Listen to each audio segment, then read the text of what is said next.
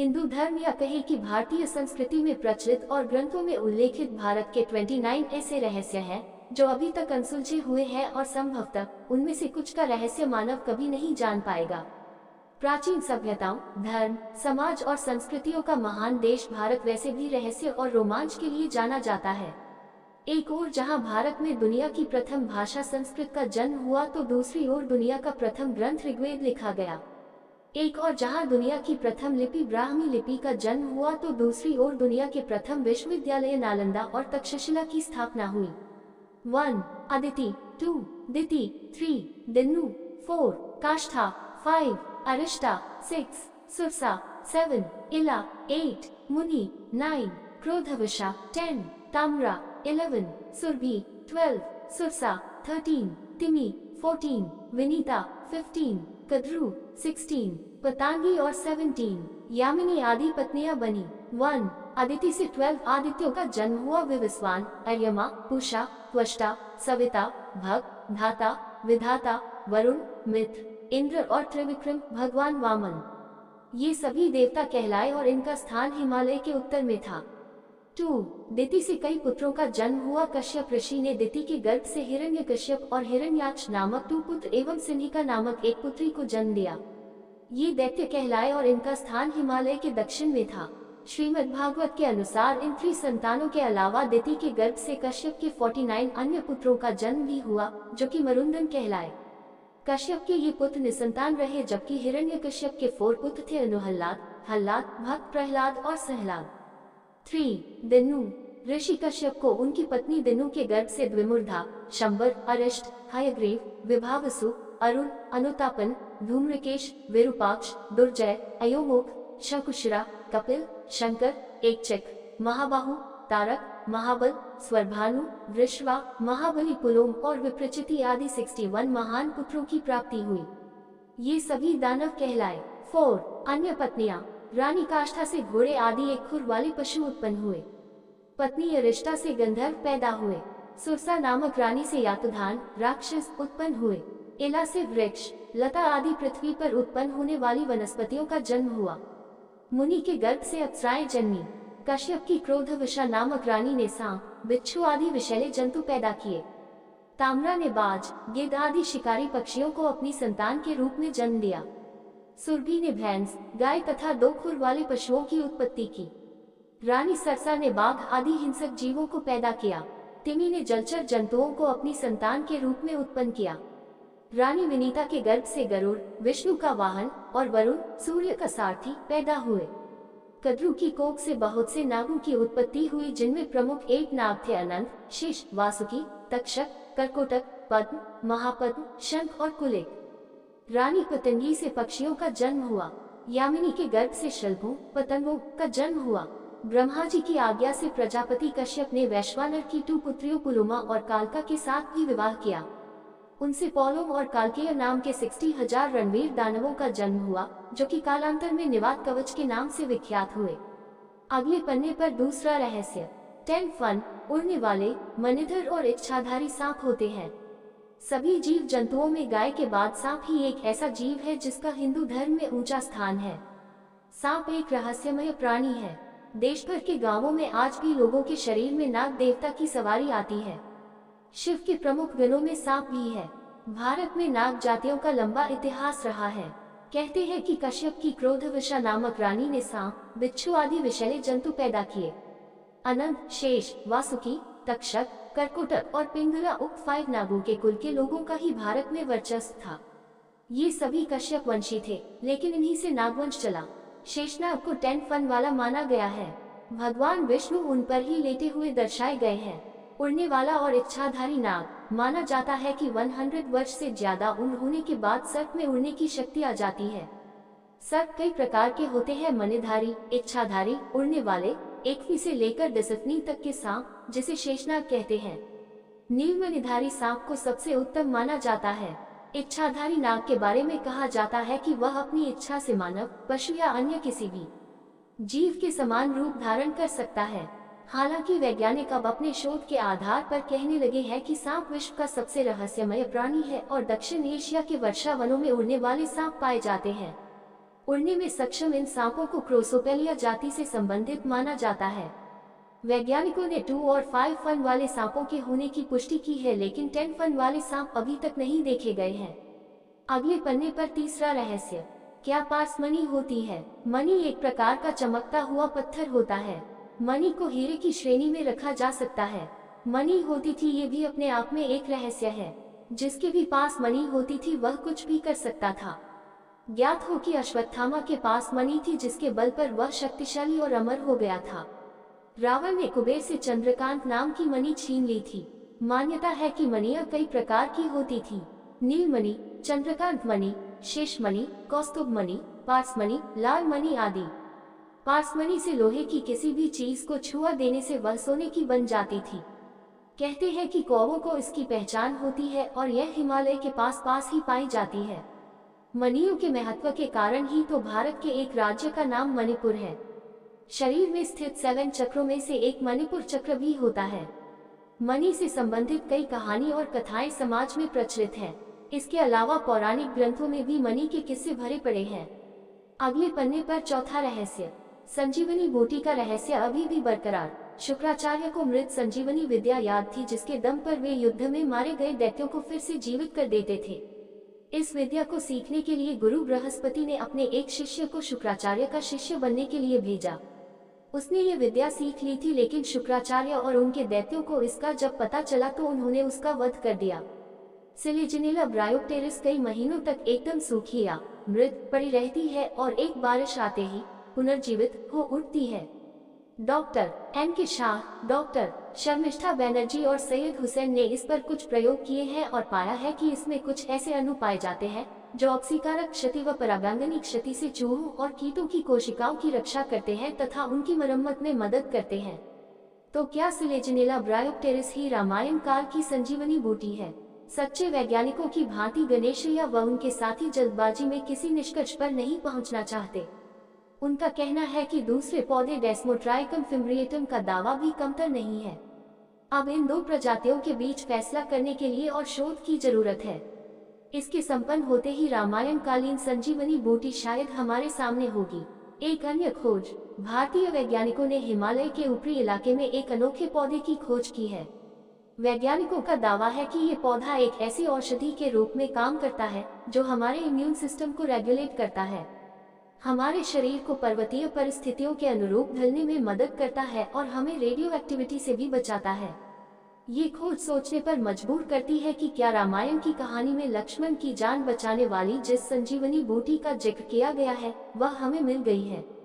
Rhodiola नाम की यह बूटी ठंडे और ऊंचे वातावरण में मिलती है। लद्दाख में स्थानीय लोग इसे सोलो के नाम से जानते हैं। अब तक रोडियोला के उपयोगों के बारे में ज्यादा जानकारी नहीं थी। स्थानीय लोग इसके पत्तों का उपयोग सब्जी के रूप में करते आए हैं। लेह स्थित defence institute of high altitude इस पौधे के चिकित्सकीय उपयोगों की खोज कर रहा है। ये सियाचिन जैसी कठिन परिस्थितियों में तैनात सैनिकों के लिए बहुत उपयोगी हो सकता है। एजेंसियां, अगले पन्ने पर पांचवा रहस्य, क्या कल्पवृक्ष अभी भी है? वेद और पुराणों में कल्पवृक्ष का उल्लेख मिलता है। कल्पवृक्ष स्वर्ग का एक विशेष वृक्ष है। पौराणिक धर्मग्रंथों और हिंदू मान्यताओं के अनुसार यह माना जाता है कि इस वृक्ष के नीचे बैठकर व्यक्ति जो भी इच्छा करता है वह पूर्ण हो जाती है, क्योंकि इस वृक्ष में अपार सकारात्मक ऊर्जा का भंडार होता है। ये वृक्ष समुद्र मंथन से निकला था। समुद्र मंथन से प्राप्त यह वृक्ष देवराज इंद्र को दे दिया गया था और इंद्र ने इसकी स्थापना सुरकानन वन, हिमालय के उत्तर में कर दी थी।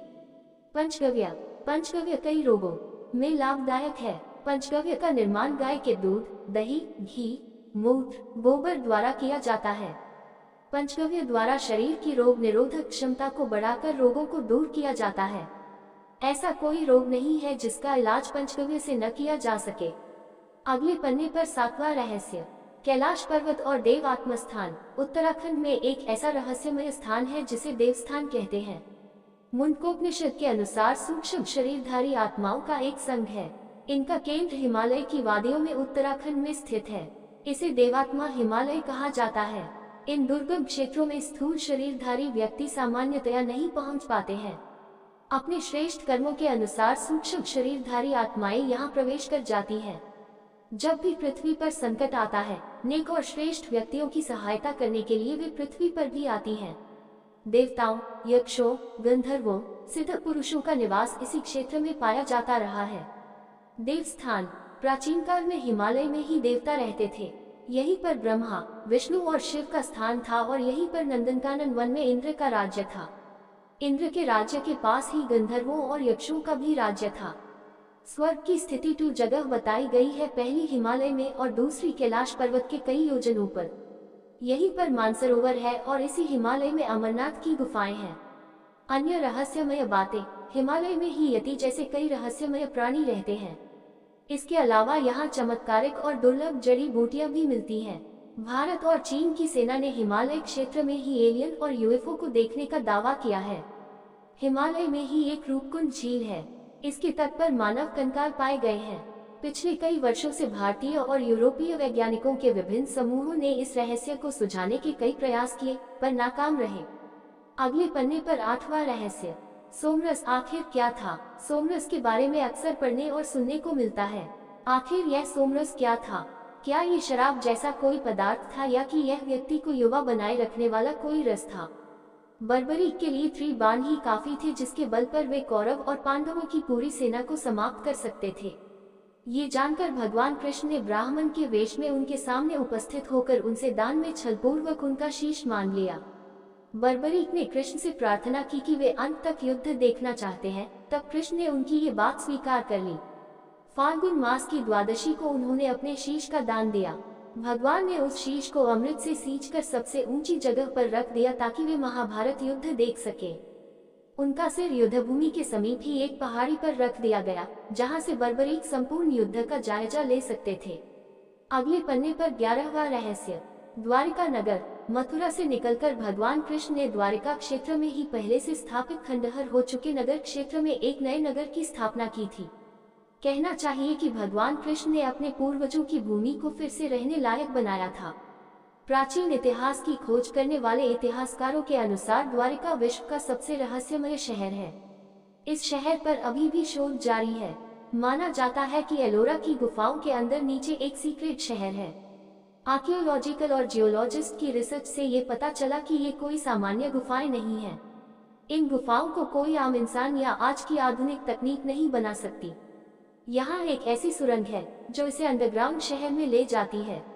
अगले पन्ने पर 13वां रहस्य, क्या सचमुच ही कर्ण के कवच और कुंड आज भी बनाए जा सकते हैं? भगवान कृष्ण यह भली भांति जानते थे कि जब तक कर्ण के पास उसका कवच और कुंडल है, तब तक उसे कोई नहीं मार सकता। ऐसे में अर्जुन की सुरक्षा की कोई गारंटी नहीं। उधर देवराज इंद्र भी चिंतित थे, क्योंकि अर्जुन उनका पुत्र था। भगवान कृष्ण और देवराज इंद्र दोनों जानते थे कि जब तक कर्ण के पास पैदाइशी कवच और कुंडल है, वह युद्ध में अजेय रहेगा। तब कृष्ण ने देवराज इंद्र को एक उपाय बताया और फिर देवराज इंद्र एक ब्राह्मण के वेश में पहुंच गए कर्ण के द्वार। देवराज भी सभी के साथ लाइन में खड़े हो गए। कर्ण सभी को कुछ न कुछ दान देते जा रहे थे। बाद में जब देवराज का नंबर आया तो दानी कर्ण ने पूछा, विप्रवर, आज्ञा कीजिए, किस वस्तु की अभिलाषा लेकर आए हैं? तब देवराज इंद्र ने छल से उनके कवच और कुंडल दान में ले लिए थे। अगले पन्ने पर 14वां रहस्य, कहां से आया सुदर्शन चक्र? कहते हैं कि सुदर्शन चक्र एक ऐसा अचूक अस्त्र था कि जिसे छोड़ने के बाद ये लक्ष्य का पीछा करता था और उसका काम तमाम करके वापस छोड़े गए स्थान पर आ जाता था। इस चक्र को विष्णु की तर्जनी अंगुली में घूमते हुए बताया जाता है। सबसे पहले ये चक्र उन्हीं के पास था। यही कारण है कि इस जादू को दिखाना अब किसी भी जादूगर के बस की बात नहीं रही। ये विद्या लगभग खो सी गई है। इसके खो जाने के कारण अब ये संदेह किया जाता है कि कहीं ऐसा जादू दिखाया भी जाता था या नहीं। अगले पन्ने पर 16वां रहस्य, वानर प्रजाति। क्या सचमुच रामायण काल में बताए गए अनुसार जामवंत एक रीछ थे और हनुमान जी एक वानर? हालांकि आज भी ये रहस्य बरकरार है। यदि बजरंग बली वानर नहीं होते तो उनको रामायण और रामचरितमानस में कपि, वानर, शाखामृग, प्लवंगम, लोमश और पुच्छधारी कहकर नहीं पुकारा जाता। लंका दहन का वर्णन भी फिर पूंछ से जुड़ा हुआ नहीं होता। जामवंत के बारे में विस्तार से, जामवंत जी आज भी क्यों जिंदा हैं? हालांकि कहा जाता है कि कपि नामक एक वानर जाति थी। हनुमान जी उसी जाति के ब्राह्मण थे। हनुमान चालीसा की एक पंक्ति है, पुनः जानत है जग में, कपि संकट मोचन नाम तिहारो। कुछ लोग कपि को चिंपांजी के रूप में देखते हैं। वैज्ञानिकों के अनुसार कपि प्रजाति होमिनोइडिया नामक महापरिवार प्राणी जगत की सदस्य जीव जातियों में से एक थी। जीव विज्ञानी कहते हैं कि होमिनोइडिया नामक महापरिवार के प्राणी जगत की 2 प्रमुख जाति शाखाएं थी, जिसमें से प्रथम को हीनकपि कहा जाता था और दूसरी को महाकपि कहा जाता था। हीनकपि अर्थात छोटे कपि और महाकपि अर्थात बड़े आकार के मानवनुमा कपि। महाकपियों की 4 उपशाखाएं हैं, गोरिल्ला, चिंपांजी, मनुष्य तथा ओरंगुटान। शोधकर्ताओं के अनुसार भारतवर्ष में आज से 9 से 10 लाख वर्ष पूर्व बंदरों की एक ऐसी विलक्षण जाति में विद्यमान थी जो आज से लगभग 15,000 वर्ष पूर्व विलुप्त होने लगी थी और रामायण काल के बाद लगभग विलुप्त ही हो गई। इस वानर जाति का नाम कपि था। मानवनुमा ये प्रजाति मुख और पूंछ से बंदर जैसी नजर आती थी। भारत से दुर्भाग्यवश कपि प्रजाति समाप्त हो गई, लेकिन कहा जाता है कि इंडोनेशिया देश के बाली नामक द्वीप में अब भी पुच्छधारी जंगली मनुष्यों का अस्तित्व विद्यमान है। भौतिक मानव विज्ञानी सिकर्ट ने इस बात की घोषणा की है कि उन्हें पश्चिम टेक्सास के एक कब्रिस्तान में नर वानर प्रजाति के नए जीवाश्म प्राप्त हुए हैं। उनका कहना है कि ये जीवाश्म 43 मिलियन वर्ष पहले के हो सकते हैं और वर्तमान में इनकी तुलना उत्तरी गोलार्ध में पाए जाने वाले मेस्केलोलिमा से की जा सकती है, लेकिन अब मेस्केलोलिमा एक विलुप्त नर वानर समूह है। हालांकि 1973 में एक जीवाश्म प्राप्त हुआ था जिसकी तुलना इससे की जा रही है। इसके साथ ही माना जा रहा है कि इसका संबंध यूरेशियन और अफ्रीकी प्रजातियों से भी हो सकता है। इससे प्रजातियों के अंत के संबंध में मिल सकती है जानकारी।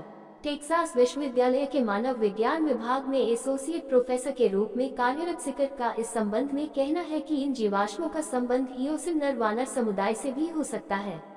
ये प्रजाति समय के साथ साथ धीरे धीरे विलुप्त हो गई और सबसे पहले ये उत्तरी अमेरिका में समाप्त हुई। ये जानकारी इसलिए भी महत्वपूर्ण है क्योंकि उत्तरी अमेरिका और पूर्वी एशिया के बीच फ्यूनल विनिमय के सबूत भी पाए गए हैं। कर्क ने बताया कि यह जीवाश्म अनुकूलित प्रजातियों के अंत के संबंध में बहुत कुछ जानकारी दे सकते हैं, क्योंकि यह अमेरिका में उस समय कितनी विविधता थी इस बात के जीते जागते उदाहरण थे। अगले पन्ने पर 17वां रहस्य, क्या हजारों वर्षों तक जीवित रहा जा सकता है? पौराणिक और संस्कृत ग्रंथों के अनुसार भारत में ऐसे कई लोग हैं जो हजारों वर्षों से जीवित हैं। हिमालय में आज भी ऐसे कई ऋषि और मुनि हैं जिनकी आयु लगभग 600 वर्ष से अधिक बताई जाती है। 2 वर्ष व्यतीत हो गए, किंतु गांधारी की कोई भी संतान उत्पन्न नहीं हुई। इस पर क्रोधवश गांधारी ने अपने पेट पर जोर से मुक्के का प्रहार किया, जिससे उसका गर्भ गिर गया। वेदव्यास ने इस घटना को तत्काल ही जान लिया। वे गांधारी के पास आकर बोले, गांधारी, तूने बहुत गलत किया। मेरा दिया हुआ वर कभी मिथ्या नहीं जाता। अब तुम शीघ्र ही 100 कुंड तैयार करवाओ और उनमें घृत घी भरवा दो। वेदव्यास ने गांधारी के गर्भ से निकले मांस पिंड पर अभिमंत्रित जल छिड़का, जिससे उस पिंड के अंगूठे के पोरुए के बराबर 100 टुकड़े हो गए। वेदव्यास ने उन टुकड़ों को गांधारी के बनवाए हुए 100 कुंडों में रखवा दिया और उन कुंडों को 2 वर्ष पश्चात खोलने का आदेश देकर अपने आश्रम चले गए। 2 वर्ष बाद सबसे पहले कुंड से दुर्योधन की उत्पत्ति हुई।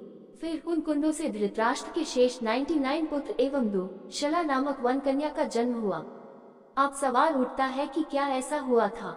ऐसा कैसे संभव है? आजकल टेस्ट ट्यूब बेबी के बारे में जरूर सुनते हैं, लेकिन 99 पुत्रों का एक साथ जन्म सचमुच एक रहस्य ही है। अगले पन्ने पर 19वां रहस्य, क्या इच्छा मृत्यु प्राप्त की जा सकती है? भीष्म पितामह के बारे में कहा जाता है कि उनको इच्छा मृत्यु का वरदान प्राप्त था। होयसल शासकों का भी प्रतीक गरुड़ था। अमेरिका और इंडोनेशिया का राष्ट्रीय प्रतीक गरुड़ है। चेन्नई से 60 किलोमीटर दूर एक तीर्थस्थल है जिसे पक्षी तीर्थ कहा जाता है। ये तीर्थस्थल वेदगिरी पर्वत के ऊपर है। कई सदियों से दोपहर के वक्त गरुड़ का जोड़ा सुदूर आकाश से उतर आता है और फिर मंदिर के पुजारी द्वारा दिए गए खाद्यान्न को ग्रहण करके आकाश में लौट जाता है। सैकड़ों लोग उनका दर्शन करने के लिए वहां पहले से ही उपस्थित रहते हैं। वहां के पुजारी के मुताबिक सतयुग में ब्रह्मा के एक मानस पुत्र शिव के शाप से गरुड़ बन गए थे। उनमें से 2 सतयुग के अंत में, 2 त्रेता के अंत में, 2 द्वापर के अंत में शाप से मुक्त हो चुके हैं। कहा जाता है कि अब जो 2 बचे हैं वे कलयुग के अंत में मुक्त होंगे। अगले पन्ने पर 22वां रहस्य, क्या सचमुच कोई स्वर्ण बनाने की विधि है? कहते हैं कि प्राचीन भारत के लोग स्वर्ण बनाने की विधि जानते थे। वे पारद आदि को किसी विशेष मिश्रण में मिलाकर स्वर्ण बना लेते थे, लेकिन क्या ये सच है? यह आज भी एक रहस्य है। कहा तो ये भी जाता है कि हिमालय में पारस नाम का एक सफेद पत्थर पाया जाता है, जिसे यदि लोहे से छुआ दो तो वह लोहा स्वर्ण में बदल जाता था। पारे, जड़ी वनस्पतियों और रसायनों से सोने का निर्माण करने की विधि के बारे में कई ग्रंथों में उल्लेख मिलता है। संग्रहित किया गया था। जिस पुस्तक को किसी विशेष व्यक्ति को सुपुर्द किया गया, उसने पीढ़ी दर पीढ़ी उस पुस्तक या उसके ज्ञान को आगे फैलाया। हालांकि यह रहस्य आज भी बरकरार है। अगले पन्ने पर 26वां रहस्य, क्या रावण के 10 सिर थे? सचमुच यह एक रहस्यमय बात ही है कि किसी के 3, 4 या 10 सिर हों। भगवान दत्तात्रेय के 3, ब्रह्मा जी के 4 और रावण के 10 सिर थे। रावण, दुनिया में इस नाम का दूसरा कोई व्यक्ति नहीं है। राम तो बहुत मिल जाएंगे, लेकिन रावण नहीं। रावण तो सिर्फ रावण है। राजाधिराज लंकाधिपति महाराज रावण को दशानन भी कहते हैं। कहते हैं कि रावण लंका का तमिल राजा था। पढ़ती, हमने तो कई दिनों तक उनका अवलोकन किया, एक एक सेकंड का वीडियो लिया। उन्होंने न तो कुछ खाया, न पिया, न पेशाब किया और न शौचालय गए। आत्मा या प्राण का कहीं और होना। वैसे कहा जाता है कि हमारी आत्मा का वास दोनों भुवों के बीच भृकुटी में रहता है, लेकिन हमने पुराणों और अन्य ग्रंथों में पढ़ा है कि कुछ लोगों, पशुओं या पक्षियों का प्राण या जीव अन्य कहीं होता था, जैसे किसी राक्षस की जान तोते में थी।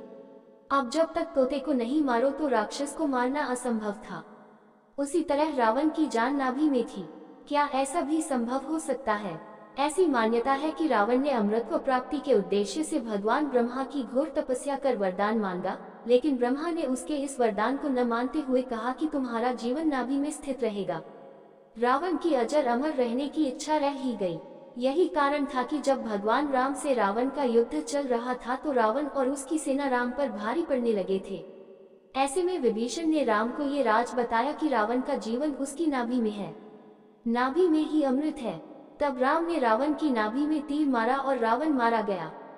हालांकि रावण की जान तो नाभि में थी, लेकिन हमने पढ़ा है कि कई दैत्यों, दानवों, राक्षसों आदि की जान उनके खुद के शरीर से बाहर कहीं और सुरक्षित रखी होती थी। राक्षस की जान तोते में थी। तोते की गर्दन मोड़ो तो राक्षस की गर्दन मुड़ जाती थी। अगले पन्ने पर 28वां रहस्य, यति, बिगफुट कर रहा है मानव की तबाही का इंतजार, क्योंकि वही है धरती की असली प्राकृतिक प्रजाति। आज का इंसान तो स्टार प्रोडक्ट है, जबकि बिगफुट से इंसानों ने धरती को छीन लिया और उन्हें छुपने पर मजबूर कर दिया। आधुनिक जीव वैज्ञानिक तो यही मानते हैं। पूरे विश्व में इन्हें अलग अलग नामों से पुकारा जाता है।